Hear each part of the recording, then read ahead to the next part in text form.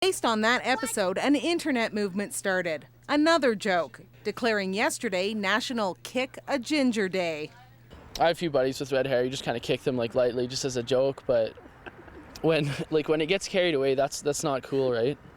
And it did get carried away in a handful of incidents across the country, including one here at this Calgary high school. A grade 10 teenager was assaulted by a group of students. He was left battered and bruised by the attack. Some kids took it too far in the locker room yesterday and ended up really hurting one of the kids at our school. And it's really, hard to hear about it and pretty disappointing. 13 students have been suspended. From what I understand, he was targeted based on the color of his hair. Now police say they're investigating something more serious than common assault. It would be looked at as a hate crime type incident. This individual, if it does turn out to be this case, was targeted because they're a redhead. Police are also investigating the teen who started the internet movement. He told a Vancouver newspaper he's sorry things got out of hand. Can I get a red power? Red power! On South Park, so-called ginger kids began a revolution against redhead discrimination. In real life, some kids have also joined forces. They're protesting bullying of red-headed kids or anyone else in schools. Carolyn Dunn, CBC News, Calgary.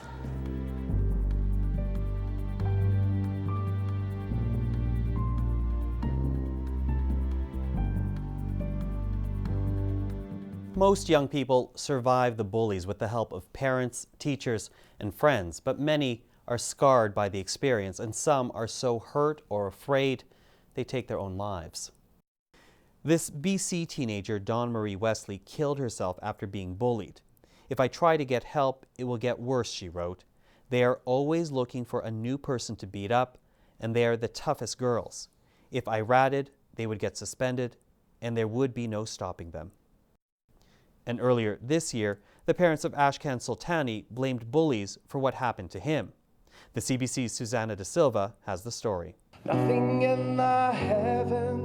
Instead of a 16th birthday party, Ashkan Soltani's family is holding a memorial for him. Ashkan was a gentle, kind, and soft-spoken individual. Soltani was a musician. His drums and keyboard still set up in the living room. On January 12th, he hanged himself, his parents say because of relentless bullying. It was physical abuse first in the other school, and eventually it became all verbal and very, very degrading. The more sensitive kids are, the more sensitive and shy, and they are not rude for speaking back. That's what they get picked on more. Soltani even switched high schools, but his parents say the bullying didn't stop. The school district says bullying is discussed as part of the curriculum. Teachers are taught how to identify harassment and intimidation, and students are encouraged to participate in events like Wear Pink Days and Be Friendly Days. Those programs are all now being reviewed. But this anti-bullying expert says there is no real evidence that such programs even work, and no way to measure them because they're all so different. But there's also the environment of the larger society, and we seem to think that schools can solve that problem too, and we can't. The Soltanis are upset by the school's reaction to their son's death. The board asked them to take part in a suicide prevention campaign, and they said no. We wanted bullying and suicide together, awareness and training and education on it. They don't want to acknowledge the bullying, and based on our experience, bullying issues are much deeper, much darker. Our experience is that something like suicide is a very complex matter, and it's very seldom that one singular incident or even one type of issue is going to lead towards this sort of tragedy. While it's too late to save their own child, the Soltanis hope his story might save someone else. Susanna De Silva, CBC News, Nanaimo. One of the most common forms of bullying targets young people who are or perceived to be gay. In 2006, 16-year-old Gary Hansen killed himself in Roblin, Manitoba. His mother said he had been taunted by bullies who said he was gay. And a few years before that, 14-year-old Hamed Nasto jumped off a bridge in Vancouver after being targeted as gay, even though his family says he wasn't. In his suicide note, he wrote this: "Every day I was teased and teased," he wrote. "I always acted like it didn't bother me, and I'd smile when I came home, but I was crying inside. There was so much going on, and I tried to cope with it, but I couldn't take it anymore. In the United States this past summer, a series of suicides shocked that nation. They were young, they were gay or perceived to be gay, and they had all been bullied. But out of this tragedy came an internet phenomenon, a YouTube project to tell bullied kids that it does get better. The project, started by columnist Dan Savage and his partner, now includes messages from all kinds of people, like U.S. President Barack Obama. And we've got to dispel this myth that bullying is just a normal rite of passage, that it's some inevitable part of growing up. It's not. We have an obligation to ensure that our schools are safe for all of our kids. And to every young person out there, you need to know that if you're in trouble, there are caring adults who can help. You are not alone. You didn't do anything wrong. You didn't do anything to deserve being bullied. And there is a whole world waiting for you, filled with possibilities. There are people out there who love you and care about you just the way you are. The pop star Kesha. I just want to say something. To anybody who's being bothered or abused or harassed or bullied, I just want to tell you that it will get better. It will. And Chris Colfer from the TV series Glee. If you or anyone you know are also having a rough time, it is vital that you know that there are people out there who care and can help. I know what it's like to be bullied and teased every single day, and I know that it may seem like there is no chance of happiness left, but I promise you there is a world full of acceptance and love just waiting for you to find it.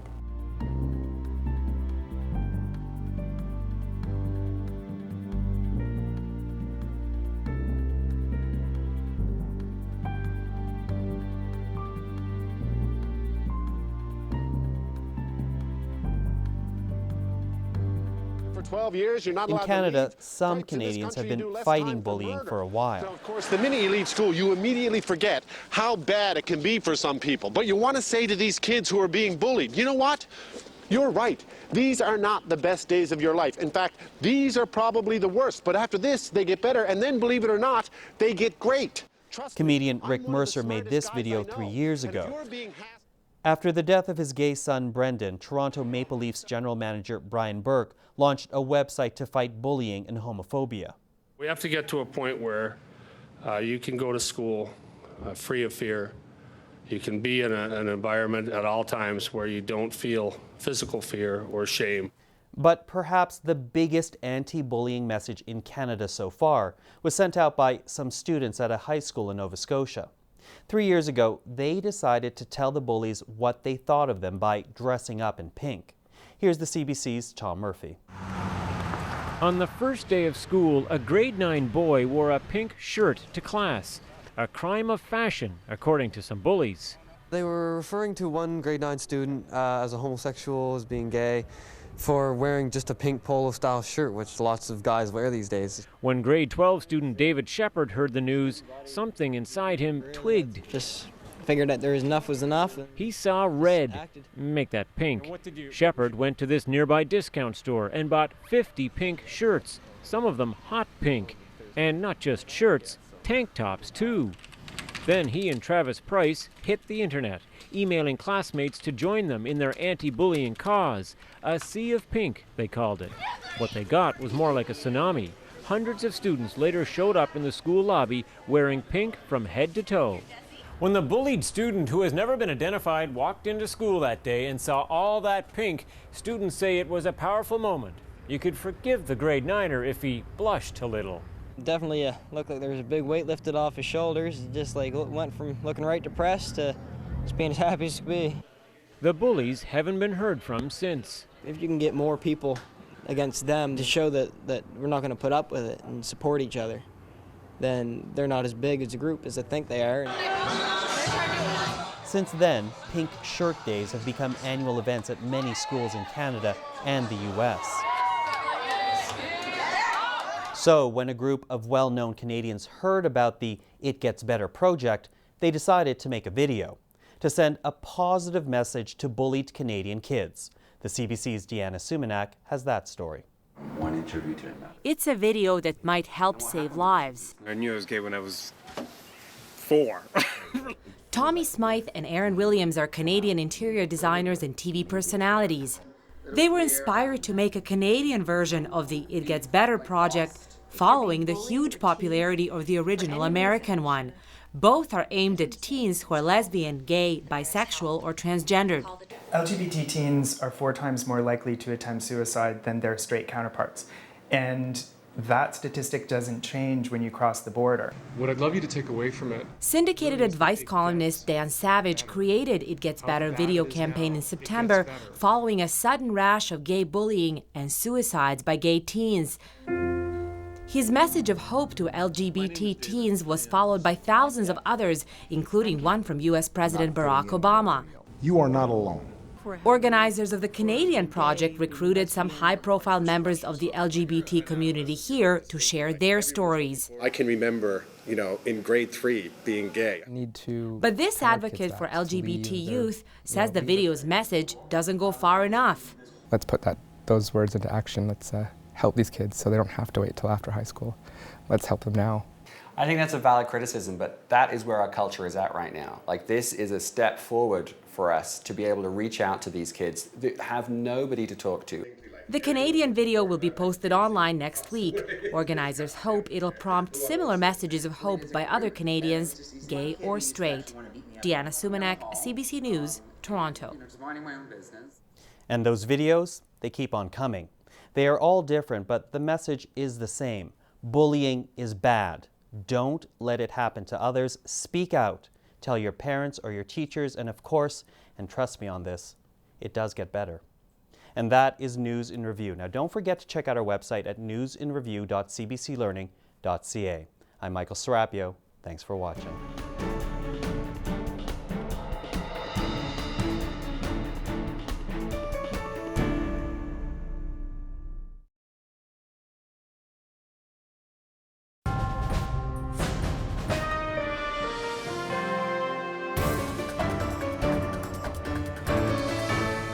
They were trapped deep underground for almost 10 weeks. The biggest challenge for them is going to be able to keep mentally fit and not start to go a little stir crazy. But the happy ending thrilled the world. On News in Review today, the rescue of the Chilean miners.